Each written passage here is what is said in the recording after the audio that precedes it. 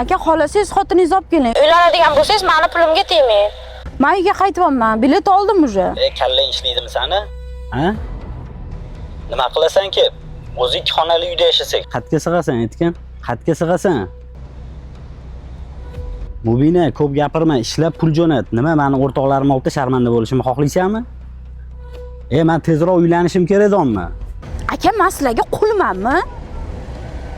Uy remonti dedingiz, pul tashab bergan bo'lsam, 2 marta uylandingiz, to'yxonangizni pulini yopib berdim.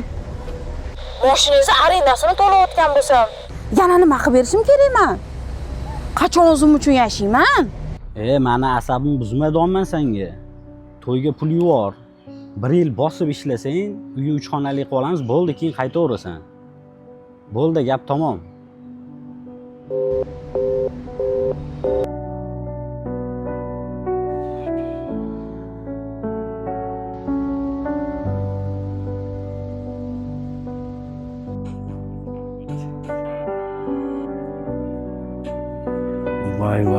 Voy.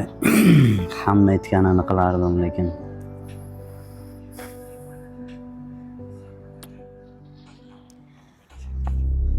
hozir to'xtab turgin. voy, nima qilyapsiz? Video qo'yyapsizmi? Olmang videoga. Ko'zinglar menga ishonmaysanmi? Assalomu alaykum hammaga. Mana bu video ko'rib turibsizlar. Bu videodagi bari oyijonimlar bo'ladilar. Va bu odamning o'rtoqlari bo'ladilar.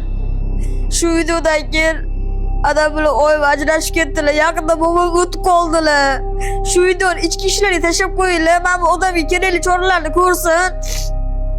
Mana nima deyishimni bilmayapman. Yaqinda bobom o'tib qoldi.